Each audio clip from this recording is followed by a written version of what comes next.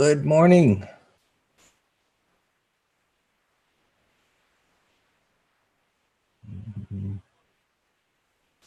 It's raining here too, Chris, in South Florida. Giant storms last night. And maybe that's what's in store for the stock market. Good morning. Let's get here. All right. What happened?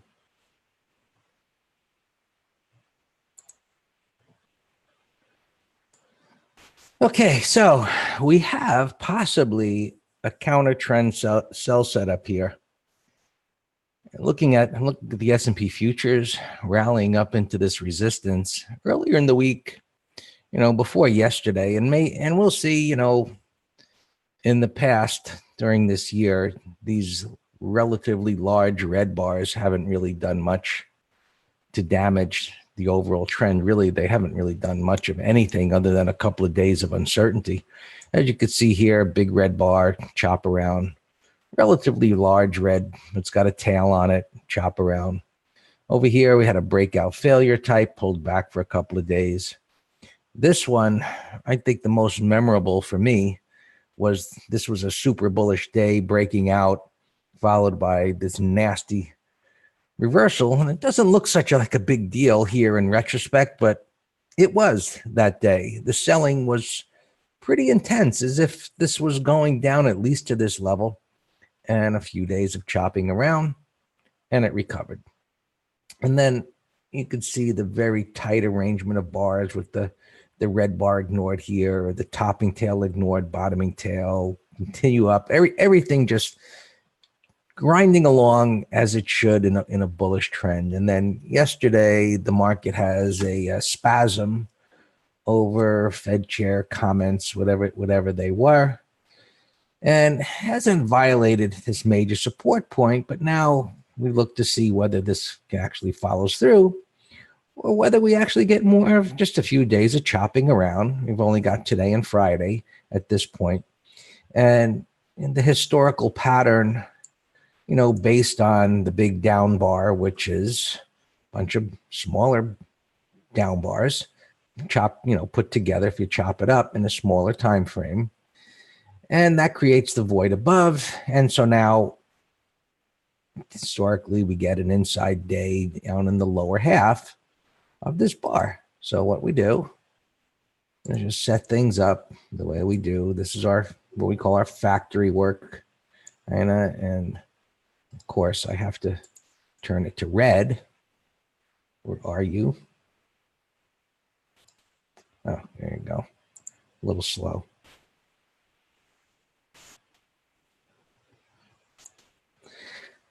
So we want to see it stay in the lower half of this red bar.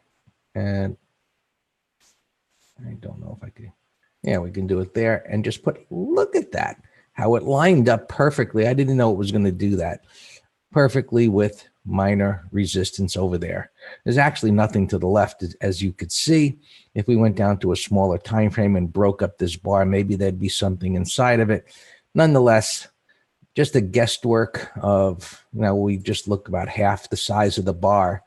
It should stay below that if it's truly weak. Now, this move down here has created a reference point of support, that pivot low. As you can see, PL pivot low there. So if prices are to decline down toward that level, we would assume that buyers would step up. Part of that assumption is based on the daily chart. But if we look at the hourly chart, and based on this break, the assumption would be that it breaks down below it and heads down to this level. But, just based on the hourly trend, the wide range bar and historical pattern of wide range bars like this are typically followed by relatively narrow range bars with smaller candle bodies at the bottom of the wide range bar.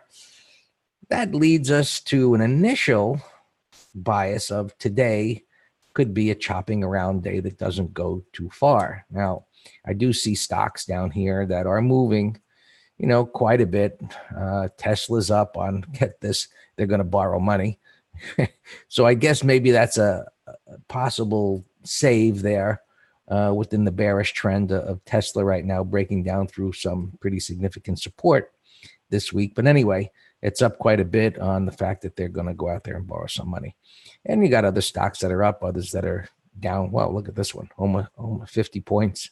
So I'm not a happy individual traders and investors there unless they're short. But so with the weekly beginning to turn, right, this is only going to be the third red bar, assuming a bearish close. At the end of the day tomorrow, this should only be the third red bar. Well, this one's kind of, I guess, red, but a little body there. But where it's, down near the low of the range. And after, peaking up above this high here and just 100% retracement, it would just make sense that the move to the upside would stall here. Now, we'll have to wait till next week to see if it actually violates this low. And if it does, well, then that opens up the door to some retracement. And then we go down to the daily chart and say, oh, well, there's a swing low. So there's some support. And then we look at the reaction here. You got a 2,900 level as a whole number. We see how it reacts here.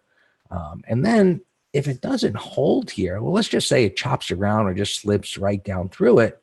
Well, that really opens up the door to a pretty significant move lower because there's nothing to the left here. As prices advance, as they have here, I wouldn't call this climactic, but it's a strong move where the opens and closes are next to each other. There's very little stall in the move, which means there's very little reference points of support to stop it on the way down. And what stops prices on a way down is a reference point of price support that we can trade against, meaning we recognize that point. We buy to cover short positions. Some will buy in anticipation of a turn back higher. And then we all see what patterns form at that reference point. And also notice there's an unfilled gap down here. So that's a reference point that you would like to pay attention to as well. And so I'll just duplicate this and drag it right down there. And I have my other reference point of the unfilled gap down there in place. The NQs, a little more bearish. You can see the hourlies look very, very similar. And where they're breaking down, they rallied up. They're trying to turn back down again in the bottom of the red bar. And this consolidation here is still in an uptrend. So we have to discount that red bar a little bit. You might be thinking, Greg, really? That's a big bar. Well, yeah, as we go through what we call our factory work, we have a systematic thought process that we utilize. And that thought process says, recognize the big red bar as being bearish, but put it in the context of the trend that it's in multiple time frames. So, while I'm discounting it a little bit, I am not just saying I'm ignoring it, because if we stay down here and then we break down, I've got a 1, 2, 3 to the downside, but it's in an uptrend. So not the ideal, versus if I was to take this pattern and it was in a downtrend, I would think much more aggressively on the short side, while in an uptrend, not going to be all that aggressive, because you don't get aggressively short in an uptrend unless it's climactic. Now, it did clear that resistance, but this could be the counter trend turning point where prices begin to pull back. Now, we always assume uptrends will continue. Forever is not the proper word, but they can go on longer than we might think, but we believe that they will continue until they prove that they violated the trend. And that happens through a breakthrough major support, or it happens through a deep retracement, or it happens through a failed buy setup. That type of information that is created by the market, everyone buying and selling with their expectations plastered on the chart there for all of us to see, they guide us as to what the probabilities are. So right now, we've got these big red bars from yesterday, and we'll see if the markets can shake off the big red bar again and go higher. And that's going to take until next week. So keep those expectations in alignment with that. And more likely, rather than taking a bias short or long here, intraday, you could probably find opportunities on both sides. And Dow futures, a bit more ugly there, right? Didn't get to the high, didn't exceed the high. It's just under it. And notice here, let me draw it out a little easier to take notice here. One of the things that we look for, and those of you that might still be using the indicator-based methodology, that's confusing the hell out of you, but you're doing it anyway. I'll just show you how to reach slowing momentum without indicators. So if whatever oscillator you might put here and whatever settings you might have, right, you've got this now bearish divergence. You'll probably see somebody show this to you on CNBC or in some webinar showing why their indicator called the market top here. But when you see prices going up with strong momentum like this, and we define that as, just bars opening and closing with a prior bar opened, and it keeps going up and up and up, and then it gets a reversal and starts to pull back. And then when it exceeds the prior high, and then you get your stall, you can see that this has a much smaller move between the turn here and the turn there than between here and here. And that means momentum is slowing. It doesn't mean the end of the trend. So when you see that, your indicator is going to show you a bearish divergence. And if you short against an uptrend, well, you better know what you're doing, because uptrends have to be respected. And a lot of times, as we've seen, big red bars get negated. And this is where shorts get their heads ripped off because of the, in part, because they're looking at indicators versus understanding price and multiple time frames. Well, let's clean that up. Can I analyze the NASDAQ? Caesar's asking me. Well, we were just looking at the NASDAQ futures, so that's going to be pretty much the same thing. All right, we were just looking at that, so that'll be pretty much the same. The Qs, right, which is the ETF, you can see the similarity. It doesn't trade 24 hours as the futures does. So there's going to be some slight differences, but the analysis would be the same. And if you mean the NASDAQ composite,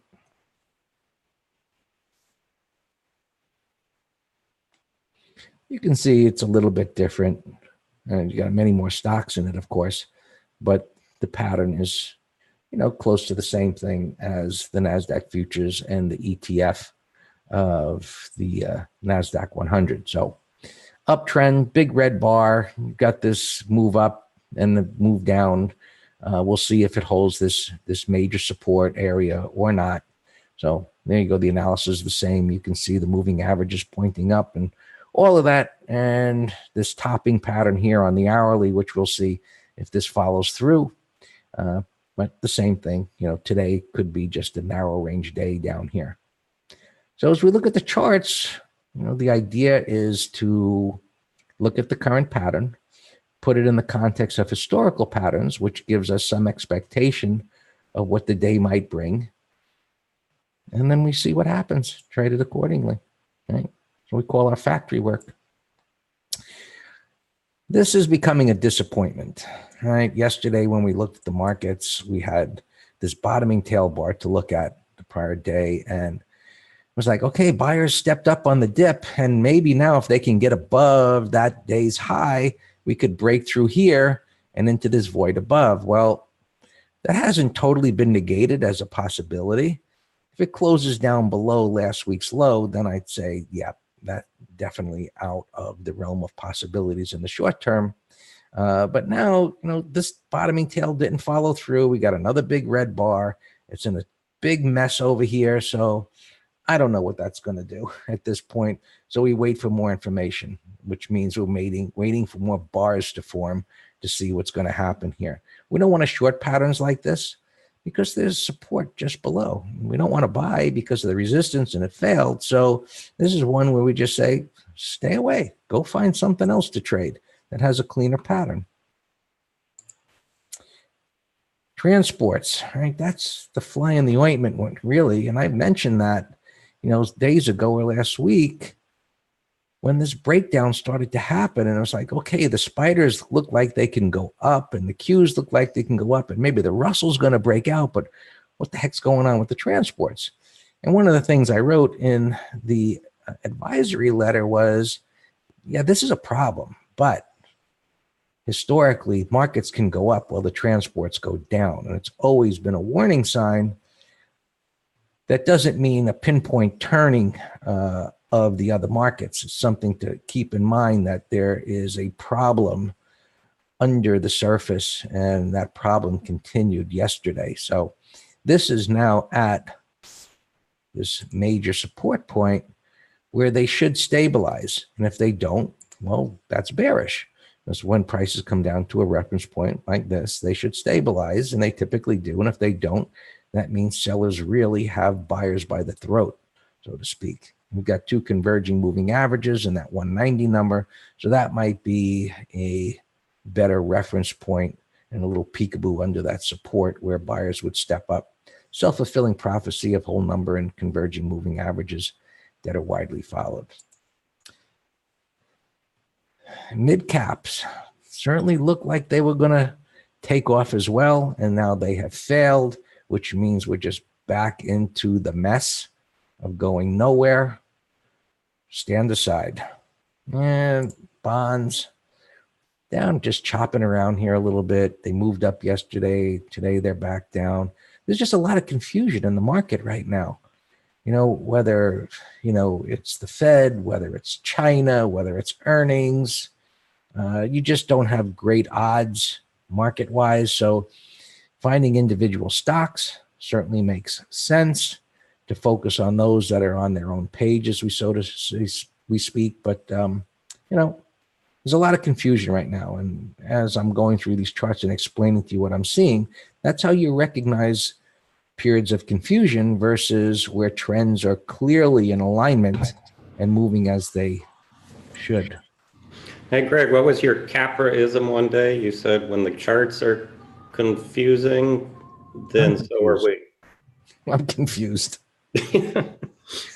Right. And the takeaway from that comment is, look, as much as any of us could know about technical analysis or the markets, well, give me a little leeway here in a little bit of a crude statement of my past life in the automotive business, where a very wise old timer said to me about a car that was in dear need of the junkyard. And I was trying to fix certain things. And he said, Greg, you can't make chicken salad out of chicken shit. So the point of that being is that if the markets are confused and you're looking at charts that are just a big mess, just stand away. Don't do anything. So leave it alone and wait for the patterns to clear up and for trends to develop that make sense to you based on your trading plan. Now, right now, there's a lot of confusion. There's less confusion here in gold, where sellers are in control and it's just, being sold at minor resistance and so on. That breakdown that happened last week is suggesting that it can go lower, and you can see it here trading pre-market, that it's just heading in that direction. Oil even failed here, which has been, bullishly trending higher all year in a very nice uptrend. We've reviewed this several times pre-market. Now that it's violated the uptrend by closing down below this major support point, it's heading down here to, again, converging moving averages, and the alignment of the actual price support is a bit lower down there. And that $60 level, in that area looks like a pretty good target to see if oil can stabilize there. And you can see this pre-market as the range is expanding there. And the topping tail from last week, and that at this minor resistance point. So multiple time frames, and putting them together with support, resistance, and trends is what we do. To put that objectively and create a bias as to what we want to do in trade, and we do the same thing with individual stocks. But we look at sectors, then we can trade the ETFs, we can trade the stocks within those sectors. That's what's called a top-down approach as to looking at the broader markets, sectors, and stocks within the sectors to decide where you want to trade or invest. So, well, yours, Dan. All right, good morning, everyone.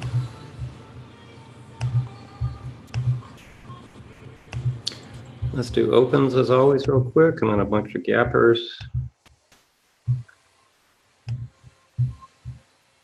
Netflix here, we have a half lot on a put spread, UVXY. We sold a put spread yesterday, and those are in the weekly options trader. That's all we have. Now on the swing trader, TPC, we're long stock. TIF, we legged into a covered call. It was a breakout, and then when it turned weak, just legged into a call. Very methodical. XOM, we shorted stock. We're up now with the gap down. We're up $1. So, maybe we'll take a third over a 5-minute high. BA, we're long stock. Could be another breakout failure. We'll just keep our stop for now. ACB pot stock. We bought the breakout 2 days ago. Just keep the stop as posted. Zulu Mike, we covered half, and we're in trail stop mode on our prior day's low on the put spread. J&J, we legged into a covered call, and it's holding fine. Fizzler, we bought stock as a pre-earnings breakout, and we got our stop in place, nothing to do. Lift, we have a put spread, we covered half already. Hexo, another marijuana stock, we're in as a core trade. Looks like it's holding here pre-market. CGC, we have a covered call, and Trader sent me a list of pot stocks in the news, so we'll go through those later. And then finally, Michael Jackson here. We have cannabis ETF. We have a put spread. All right, so now let's look at gappers here. 40.54. It's excessive. Remember TIVA used to be? I actually watched the Tex. No, we've been on a. Mike, put your drop down, please, to everybody. Mike's asking if we're still in Texan. No, we're not in Texan. I forgot what we did with that one. I remember we had a covered call. I forget. I would have to go look, but no, we're out of them. Yeah, I watched the documentary on TIVA, which was very well done. But remember the fraud going on in this thing? Oh, that's only 70. Maybe I'm mixing it up with a company that I thought was 300. But in any event, it's trying to bottom here, but it's still not convincing. Still ugly. And now it's getting uglier pre-market here, so I got no interest in that. VRX, that was I knew it was a pharmaceutical. Zynga, 629, that's a big old bullish gap, negating this red bar. Let's see how much room we have. I mean, there's air above, but it's not a great entry, but it's still worthy of watching. I'll put that in the list. If it sets up in the first 30 minutes. W Whiskey, 148.60. It's, gap into all the support area, but it's an ugly gap under a bunch of bullish green bars. Fleur, it's a short watch, but the gap's too excessive. Wow, I never would have imagined a real company like this. That's a nasty drop right there. Echo Bravo on earnings, Eventbrite. This had an expected move of $3.60. and it's down 860. So those, they are getting whacked. Pins here, remember I was watching it, there was a little gap and crap that I missed 2 days ago, but now it's a bearish 1, 2, 3, following a 180 reversal under the low. We're going to sell a call spread. Tesla, I sent an alert out.